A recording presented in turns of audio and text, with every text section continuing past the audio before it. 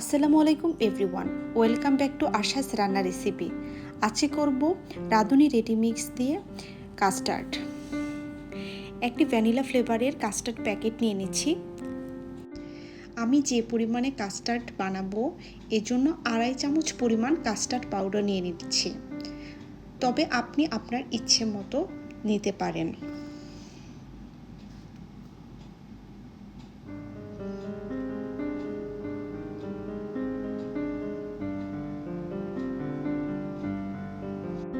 এখন 1 কাপ পরিমাণ লিকুইড দুধ দিয়ে একে গোলাবো, তবে আপনি চাইলে ঠান্ডা পানি দিয়েও গোলাতে পারেন।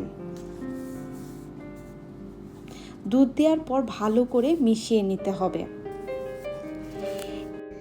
1 লিটার দুধকে মাঝারি আঁচে চুলায় গরম করে নিয়েছি। তারপর এতে দিয়ে দিচ্ছি গুঁড়া দুধ 3 থেকে 4 চামচ পরিমাণ। তারপর আবার ভালো করে নেড়ে দিচ্ছি।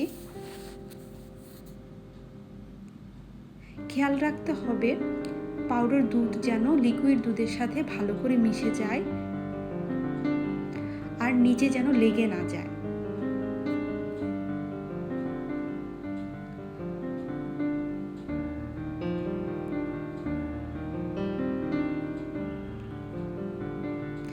এবার দিয়ে দিচ্ছি চিনি। আমি এখানে 1 বাটি পরিমাণ চিনি দিয়েছি, তবে আপনি আপনার স্বাদ মতো চিনি দিতে পারেন।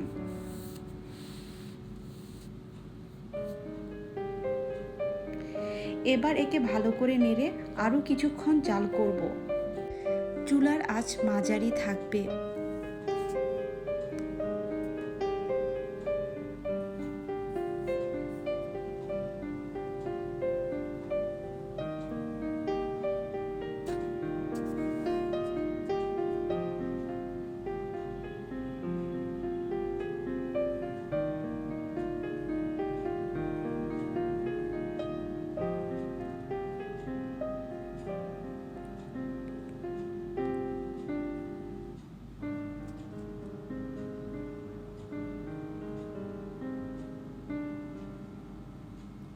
দুধ যখন জাল হয়ে ঘন হয়ে আসবে তখন দিয়ে দিব গোলানো কাস্টার্ড পাউডার।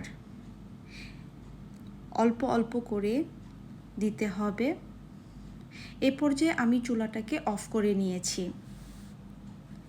কিছুটা ঠান্ডা হয়ে আসলে দিতে হবে, বেশি গরমে দিলে দলা পেকে যেতে পারে।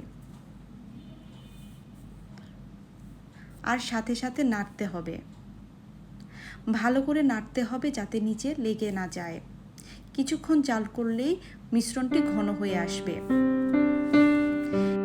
এরপর একে নামিয়ে ঠান্ডা করে 2 থেকে 3 ঘন্টা ফ্রিজে রেখে ভালো করে ঠান্ডা করে নিতে হবে।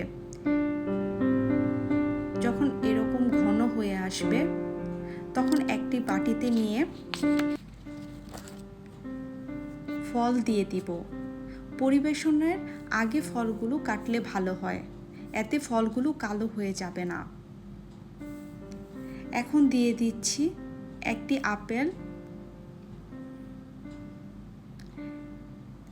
কলা স্লাইস করে কাটা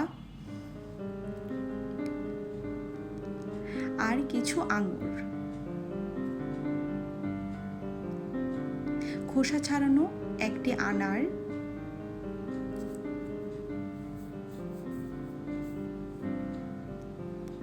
আর ড্রাই ফ্রুটস হিসেবে কিশমিশ।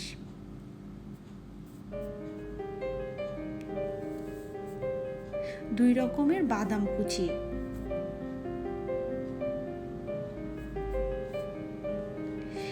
এবার সবগুলোকে ভালো করে মিশিয়ে নেব।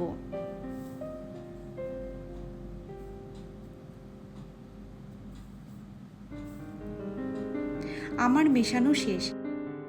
এখানে যে পরিমাণে আছে তাতে 3 থেকে 4 জনকে পরিবেশন করা যাবে। আশা করি রেসিপিটি আপনারা বাসায় ট্রাই করবেন। ভিডিওটি আপনাদের ভালো লাগলে please like, share and subscribe. Thank you.